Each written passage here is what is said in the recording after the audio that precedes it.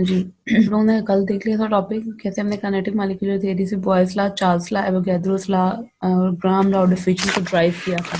ठीक है, आज इस चैप्टर का लास्ट टॉपिक है काइनेटिक इंटरप्रिटेशन ऑफ टेम्परेचर, कि हमने काइनेटिक मॉलिक्यूलर थ्योरी से टेम्परेचर को इंटरप्रिटेट करना है। ठीक है, according to kinetic molecular theory of gases, हमने पढ़ा था काइनेटिक मॉलिक्यूलर थ्योरी गैसेस कहती है कि मॉलिक्यूल्स की जो मोशन होती है वो रैंडम होती है। रैंडम का मतलब है कि वो कोई फिक्स डायरेक्शन में मूव नहीं करते, बल्कि डिफरेंट डायरेक्शंस में मूव करते हैं। दे कोलाइड अमंग देमसेल्फ, आपस में कोलाइड कर रहे हैं with the wall of the vessel, vessel की वॉल से कोलाइड कर रहे हैं। जब एक दूसरे से कोलाइड करेंगे, वेसल की वॉल से कोलाइड करेंगे, तो इनकी डायरेक्शन क्या हो जाएगी, चेंज हो जाएगी। The collision are elastic, collision क्या है, इलास्टिक है। ठीक है, टोटली तौर पे अपनी एनर्जी दूसरे को शिफ्ट कर देंगे। And the pressure of a gas is the result of these collision, और हम कंसिडर करते हैं कि इस कोलिजन के रिजल्ट में जो वॉल ऑफ द कंटेनर के साथ हो रही है वो असल में क्या है, गैस का प्रेशर है। ठीक है, अब हमने देखना है कि आपका टेम्परेचर जो है वो कैसे या आपकी मोशन ऑफ द मॉलिक्यूल्स को अफेक्ट कर रहा है।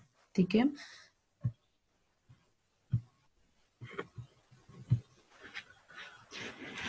जी अगेन हम काइनेटिक मॉलिक्यूलर थ्योरी को ले लेते हैं।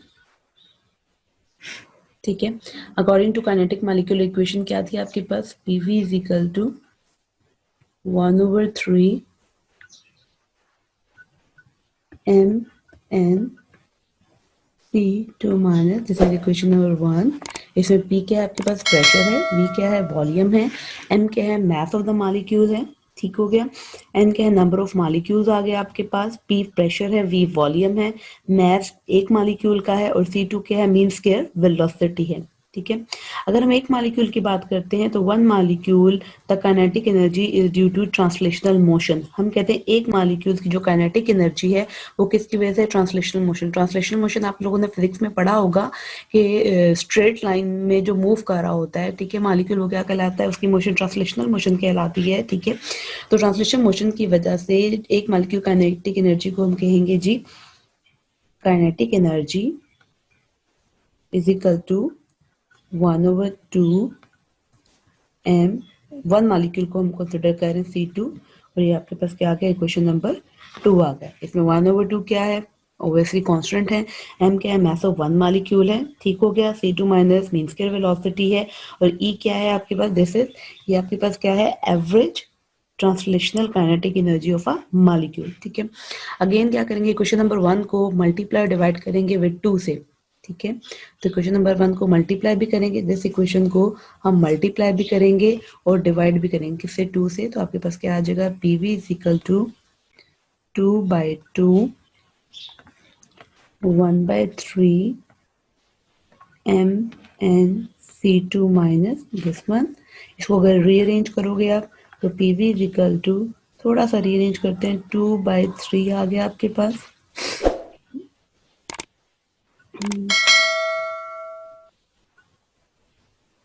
ठीक है, 2/3 आ गया, अंदर क्या आ जाएगा, 1/2 हो जाएगा, रीअरेंज किया हमने, एम एन C2 माइनस आ गया आपके पास। ठीक है, इस इक्वेशन को थोड़ा सा हम करते हैं जी, PV is equal to, n को बाहर ले आते हैं, 2/3 ये n है, इस n को उठा के मैं बाहर ले आई हूँ, और अंदर वाली इक्वेशन 1/2 mc2 माइनस बन गई। ठीक है, क्वेश्चन नंबर आपके पास क्या बन गया, 3। अगर आप देखो तो दिस वन जो है वो इक्वल किसके है, काइनेटिक एनर्जी की इक्वल है। तो इसका मतलब क्या है कि हम इसकी वैल्यू को पुट कर सकते हैं, put is the value of E K in equation number 3। तो आपके पास क्या आ जाएगा, PV is equal to 2/3 n, और साथ इसकी जगह क्या पुट करेंगे, दिस वन। तो आपके पास क्या आ जाएगा, ई के एवरेज काइनेटिक एनर्जी। ठीक है, ये इक्वेशन हो गई। हम कंसिडर करते हैं आपके पास जो n है which is number of one molecule, हम इसे 1 मोल कंसिडर करते हैं, तो हम इसकी जगह क्या लिख सकते हैं, Avogadro's number, Na is equal to Na। हम क्या कंसिडर कर रहे हैं कि आपके पास Na जो है वो Na क्यों लेंगे, एवोगैड्रोस नंबर के इक्वल है। तो ये अबव इक्वेशन आपके पास क्या बन जाएगी, PV is equal to 2/3 Na E k, equation number आपके पास क्या बन गई, 4 बन गई। ठीक है,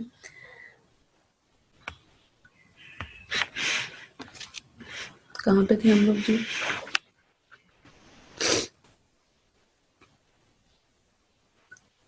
to by three N A E K, this is equation number क्या है 4 आपके पास आ गई। ठीक है, आप लोगों ने पढ़ा है kinetic according to general gas equation. General gas equation आपको क्या कहती थी? PV is equal to n R T. Question number 5 है, हम कंसिडर करते हैं कि आपके पास एन क्या है? 1 मोल है। ठीक है, हम 1 मोल कंसिडर करते हैं तो अब इक्वेशन आपके पास क्या बन जाएगी? PV is equal to R T. This is equation number 6। अगर आप देखो इक्वेशन नंबर 6 और जी, अब देखो इक्वेशन नंबर 6 और इक्वेशन नंबर 4 की लेफ्ट हैंड साइड्स क्या है आपके पास? इक्वल आ रही है।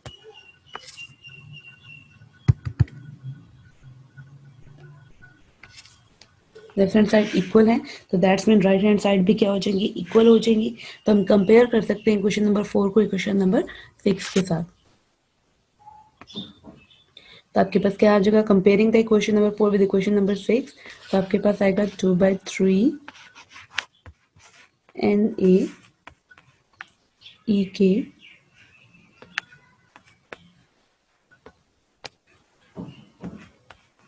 Is equal to R T. ठीक हो गया। अब इसमें हमने काइनेटिक एनर्जी की वैल्यू निकालनी है, तो काइनेटिक एनर्जी को इधर में रहने दो, बाकी सारों को क्या कर दे? रिवर्स कर दें। तो आपकी इक्वेशन क्या बन जाएगी? ई के इज इक्वल टू, जो डिवाइड है वो मल्टीप्लाई हो जाएंगे दूसरी तरफ जाके, और जो मल्टीप्लाई है वो डिवाइड हो जाएंगे। 3 RT डिवाइडेड बाय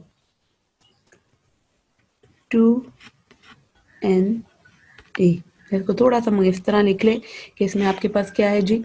3 भी कांस्टेंट है, R भी कांस्टेंट है, 2 भी कांस्टेंट है, NA भी कांस्टेंट है। ठीक है, तो इसे हम थोड़ा सा रीअरेंज कर लेते हैं। E k is equal to 3R divided by 2NA। अगर ये तमाम कांस्टेंट है तो आपको पता है जी हम क्या करते हैं? बहुत सारे कांस्टेंट हो तो एक नए कांस्टेंट के इक्वल लगा देते हैं। तो 3R डिवाइडेड बाय 2NA जो है वो हम एक नए कांस्टेंट के इक्वल कर रहे हैं, के। तो आपके पास इक्वेशन क्या बन जाएगी? ई के इज इक्वल टू के टी। दैट्स मीन कि आपकी जो काइनेटिक एनर्जी है वो किसके इक्वल हो गई? ये कहते हैं जी काइनेट ई k is equal to T है, और आपके पास काइनेटिक एनर्जी जो है वो डायरेक्टली प्रोपोर्शनल होगी किसके? टेम्परेचर के। तो हम कह सकते हैं कि आपकी जो ट्रांसलेशनल काइनेटिक एनर्जी और एब्सोल्यूट टेम्परेचर के दरमियान ये रिलेशनशिप है। ठीक है, यहाँ पे लिख लेते हैं ई के जो है वो डायरेक्टली प्रोपोर्शन है किसके? टेम्परेचर के। अब इसको एक्सप्लेन हम करने लगे। फर्स्ट ऑफ ऑल क्वेश्चन बताती है कि फर्स्ट पॉइंट क्या है जी? टेम्परेचर जो है for gas is directly proportional to the average kinetic energy for molecule. ये क्वेश्चन बताती है कि आपका जो टेम्परेचर है, एब्सोल्यूट टेम्परेचर, कार्बन टेम्परेचर है, वो काइनेटिक एनर्जी के डायरेक्टली प्रोपोर्शनल है। सेकेंडली ये बताती है कि change in temperature change the motion of a molecule. अगर टेम्परेचर चेंज करोगे तो मोशन ऑफ द मॉलिक्यूल भी क्या हो जाएगी? चेंज हो जाएगी। क्यों चेंज होगी? क्योंकि काइनेटिक एनर्जी जो है वो टोटली तौर पे टेम्परेचर पे डिपेंड कर रही है। ठीक है, आप लोगों को पता है जी the process of heat transfer from hot body to cool body is due to collision of molecule with each other. क्या होता है जी? ट्रांसफर होती है हॉट बॉडी से हीट की टूवर्ड्स कोल्ड बॉडी।